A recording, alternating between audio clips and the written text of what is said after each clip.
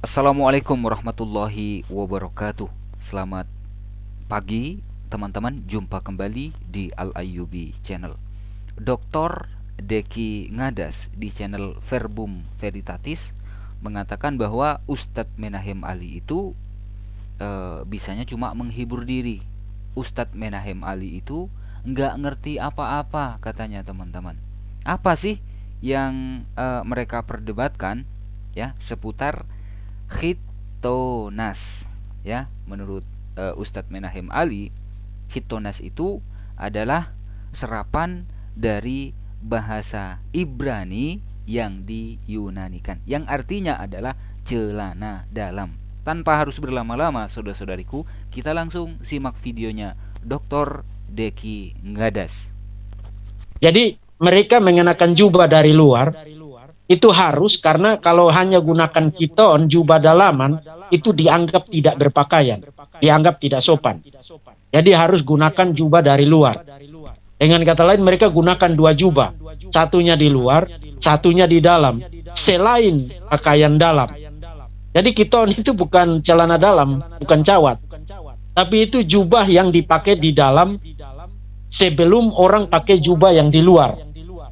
Itu jadi kita tidak perlu marah karena orang ini tidak ngerti apa-apa. Dia cuma modal studi filologi. Kita nggak perlu marah karena orang ini nggak ngerti apa-apa. Maksudnya Ustadz Menahem Ali ya, maksud daripada si Deki Ngadas ini cuma modal studi filologi saja katanya teman-teman ya. Menurut Deki Ngadas, Ustadz Menahem Ali itu cuma modal studi filologi, dan Ustadz Menahem Ali nggak paham, nggak ngerti apa-apa menurut Deki Ngadas. Tapi dia tidak ngerti tentang filsafat bahasa. Dia tidak ngerti tentang gramatikal. Dia tidak ngerti tentang konteks sejarah. Karena Ustadz Menahem Ali nggak ngerti gramatikal, nggak ngerti konteks sejarah, bla bla bla bla bla bla dan lain sebagainya. Intinya menurut Deki Ngadas ya, Ustadz Menahem Ali ini nggak ngerti apa-apa. Yang ngerti tentang apa-apa itu adalah Deki Ngadas menurut Deki Ngadas. Sekarang kita simak penjelasan daripada Pendeta Esra Soru ya. Ini dia. Alkitab mengatakan bahwa pada saat Yesus disalibkan, para penjahat atau para prajurit itu mengambil pakaiannya, lalu membaginya menjadi 4 bagian, dan juga mereka mengambil pakaian dalamnya. Saya baca Yohanes 19 ayat 23. Sesudah prajurit-prajurit itu menyalibkan Yesus, mereka mengambil pakaiannya. Jadi diambil pakaiannya ya, lalu membaginya menjadi 4 bagian. Jadi pakaiannya bagi 4, untuk tiap prajurit 1 bagian, dan jubahnya juga mereka ambil. Jadi mereka ambil pakaian, mereka juga ambil jubah. Nah, kata Yunani yang diterjemahkan jubah di sini itu adalah kitona, yang bukan berarti jubah sebenarnya. Kalau jubah sering dimengerti sebagai pakaian luar, tapi artinya adalah pakaian dalam. Jadi sebenarnya ini terjemahannya yang bermasalah ya. Terjemahannya yang bermasalah. Khitonas itu adalah pakaian dalam atau celana dalam menurut Pendeta Esra Soru. Terjemahannya itu yang bermasalah ya. Lain Deki Ngadas, lain pula Pendeta Esra Soru. Kita lanjut. Jubah itu adalah menunjuk pada pakaian dalam. Jadi mereka mengambil pakaiannya itu menunjuk pada pakaian luar, tapi mereka mengambil jubahnya itu menunjuk pada pakaian dalam. Nah, pakaian dalam orang Yahudi itu berbeda dengan pakaian dalam kita ya. Pakaian dalam mereka itu bisa dipakai untuk pergi keluar tanpa jubah. Jadi arti dari Yohanes 19 ayat 23 ini seharusnya berbunyi demikian. Sesudah prajurit-prajurit itu menyalibkan Yesus, mereka mengambil pakaiannya, itu pakaian luarnya, lalu membaginya menjadi 4 bagian, untuk tiap-tiap prajurit 1 bagian. Dan pakaian dalamnya juga mereka ambil. Pakaian dalam itu tidak berjahit dari atas ke bawah, hanya 1 tenunan saja. Nah, itu berarti pada saat Yesus disalibkan, para prajurit itu mengambil pakaiannya, pakaian luarnya, membagi 4, lalu juga mengambil pakaian dalamnya. Jikalau pakaian luar dan pakaian dalam diambil semua oleh para prajurit itu, maka Yesus pasti disalibkan dalam keadaan telanjang. Kalau pakaian luarnya diambil dan juga pakaian dalamnya diambil, maka Yesus pasti disalibkan dalam keadaan telanjang menurut pendeta Esra Soru. Ya, ini yang betul yang mana nih? Si Deki yang betul atau pendeta Esra Soru yang betul? Nah sekarang kita simak penjelasan daripada Ustadz Menahem Ali. Saya ulangi lagi.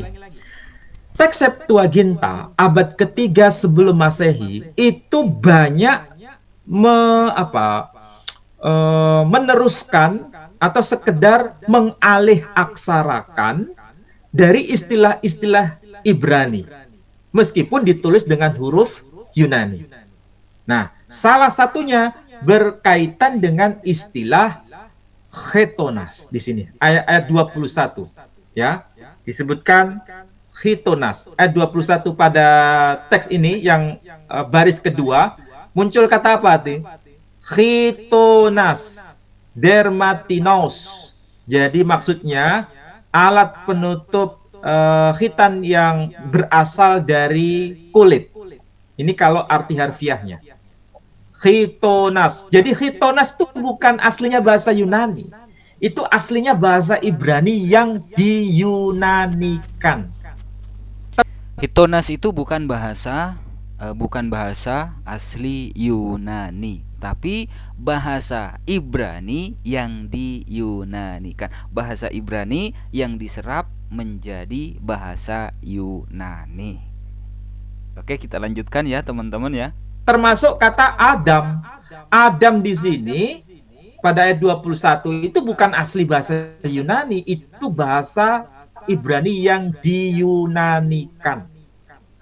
Termasuk kata chitonas. Sekali lagi, kata chitonas bukan asli bahasa Yunani. Nah, verbum veritatis atau Jimmy tidak paham mengenai asal-usul kata chitonas itu. Mereka berdua mengira itu asli bahasa Yunani, padahal bukan asli Yunani, tapi justru merupakan alih aksara dari bahasa Ibrani yang sudah eksis sebelum era pra-Masehi. Jadi kesalahannya, ini kalau boleh dianggap kesalahan, karena memang Jimmy Jeffrey dan Verbum Veritatis itu tidak paham bahasa Yunani, tidak paham bahasa Ibrani, dan tidak paham rumpun bahasa Semitik yang lain. Coba bayangkan, kalau kita lihat dari rumpun bahasa Semitik, maksudnya bahasa-bahasa dari keluarga Syamiyah, bahasa rumpun Semitik maksudnya. Itu ada Arab, ada Ibrani, ada Aramaik. Ketiga-tiganya memiliki makna yang sama dari kata yang sama. Arabnya disebut khitan, Ibraninya disebut khatan, Aramaiknya disebut khatana. Dan itu maknanya ya tentu saja itu kaitannya pada khitan yang kita kenal dalam bahasa kita Indonesia. Nah, istilah ini kemudian mengalami semacam helenisasi, yakni diadopsi ke dalam bahasa Yunani. Makanya muncul kata chitonas di sini. Iya kan? Jelas, paham ya? Kira-kira penjelasan saya, Pak Dondi? Ya, jadi sangat paham, Pak. keliru kalau dikatakan chitonas yang diterjemahkan jubah itu aslinya dalam bahasa Yunani. Ini karena memang tidak memiliki kecakapan pengetahuan bahasa Yunani. Itu poin pertama. Poin yang kedua. Oke, itu menurut Ustadz Menahem Ali. Chitonas itu artinya pakaian dalam atau celana dalam. Apa yang dipaparkan dan apa yang disampaikan oleh beliau Ustadz Menahem Ali ini senada dengan apa yang disampaikan oleh pendeta Esra Soru. Ya, chitonas itu artinya pakaian dalam atau celana dalam. Jadi siapa yang tidak paham di sini? Pendeta Esra Soru yang tidak paham, Ustadz Menahem Ali yang tidak paham, atau si Verbum Veritatis atau Deki Ngadas ini yang tidak paham? Salam akal sehat, semoga ada manfaatnya. Mohon maaf apabila ada silap kata. Wassalamualaikum warahmatullahi wabarakatuh.